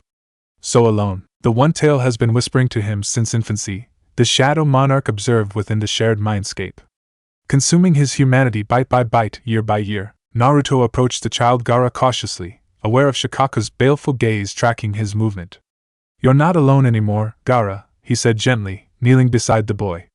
I understand your pain because I've felt it too. The child looked up, eyes wide with suspicion and desperate hope. Everyone leaves. Everyone fears. Everyone betrays. Not everyone, Naruto countered, offering his hand. Your siblings are still there. Temari risked everything to try to save you. Temari? A flicker of recognition. She was kind before I learned to kill. She still is, Naruto assured him. And she still believes in the brother beneath the sand. Shikaku roared in fury, sand swirling violently around them. He is mine! My vessel, my weapon! No, Naruto stated firmly, shadows rising around him protectively. He's himself first. A human being, not just a container. The Shadow Monarch's presence expanded within the mindscape, rising to match Shikaku's manifestation. You overstep, One Tail. The balance between beast and vessel has been corrupted. What are you? Shikaku demanded, recognizing power different from typical human chakra. You're not the Nine Tails, though I smell my brother on this one. I am the Shadow Monarch, and this vessel is my successor. We stand for balance between shadow and light, between death and life. The entity's presence coalesced into the armored figure Naruto had come to associate with it. You have dominated when you should have partnered. While this confrontation unfolded, Naruto focused on Child Gaara, who watched the exchange with fascination. It doesn't have to be this way, Naruto told him. The tailed beast can be contained without surrendering to their will. You can reclaim your humanity. How? The child asked, voice small but hopeful. The voice never stops. The loneliness never ends. By recognizing you're not alone, Naruto answered simply. By accepting bonds with others, even when it's frightening. By finding purpose beyond proving your existence through destruction. He extended his hand again. Let me help you push back against Shikaku's influence. Together, we can rebalance the relationship. After a moment's hesitation, Child Gaara placed his small hand in Naruto's. The contact created a surge of energy.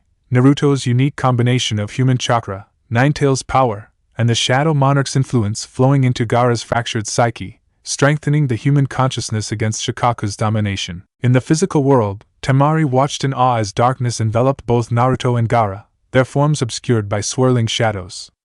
Occasionally, flashes of red, Nine Tails' chakra, and glimpses of sandy brown, Shikaku's influence, broke through the darkness, evidence of the spiritual battle occurring within. The confrontation lasted only minutes in real time, though it felt much longer to those involved. When the shadows finally receded, both Naruto and Gaara collapsed to their knees, panting with exhaustion. The partial transformation had reversed, sand falling away to reveal Gaara's human form, though the dark rings around his eyes seemed more pronounced than ever. "What did you do to me?" Gaara gasped, clutching his head. "He's quieter. Shikaku is diminished. I helped you reassert control," Naruto explained, equally breathless. "Created a stronger barrier between your consciousness and his influence. It's temporary, but it gives you a foundation to build upon." Temari approached cautiously, hardly daring to hope. "Gaara?" The red-haired ninja looked up at his sister, his expression showing confusion and something long absent, recognition untainted by bloodlust. "Temari. You stayed. Even when I became the monster." "You're not a monster," she said firmly, kneeling beside him. "You're my brother. You always have been." Kankuro joined them, his caution evident but determination overriding fear. "We both stayed, bro. Always will." For perhaps the first time in his conscious memory, Gaara experienced the beginning of what might someday become belonging. It registered on his face as bewilderment, vulnerability instantly covered by his habitual stoicism. But the seed had been planted. The invasion, he remembered suddenly. Orochimaru's plan is failing, Naruto assured him, sensing distant chakra fluctuations that suggested large-scale combat was concluding. Konoha was prepared, thanks to Temari's warning. "My purpose," Gaara murmured, struggling with concepts that had defined his existence. "If not to kill, then what?" "That's for you to discover," Naruto told him, rising unsteadily to his feet. "But you don't have to find it alone anymore." As the four of them prepared to return to the village, Gaara supported between his siblings, Naruto felt the Shadow Monarch's presence stirring thoughtfully within him. "You used our connection in an unexpected way," the entity observed. "Not extraction or consumption, but communion and rebalancing. Creative application. It felt right," Naruto responded internally. Taking his shadow wouldn't have helped him. He needed to reclaim himself, not lose more of his identity. "Indeed. Perhaps there are more applications of my power than even I had considered. You continue to prove worthy of succession, young monarch." The praise was gratifying, but Naruto's attention was already shifting to Temari, who walked slightly ahead with her brothers. Her glance back at him carried volumes: gratitude, admiration, and something deeper that neither was quite ready to name. "The wind finds its shadow," the Shadow Monarch remarked, echoing its earlier observation. "And the shadow embraces the wind that gives it movement." For once, Naruto found himself in complete agreement with the entity's poetic assessment. Something fundamental had shifted between them during the battle, a recognition of compatibility that transcended village allegiances or conventional relationships. As they approached Konoha's walls, now partially destroyed by the invasion, Naruto silently vowed that whatever came next, whatever consequences arose from today's events, he would find a way to maintain this newfound connection with the fierce, loyal wind user who had risked everything to stand beside him in darkness. The true Shadow Monarch, after all, did not stand alone. And neither would he.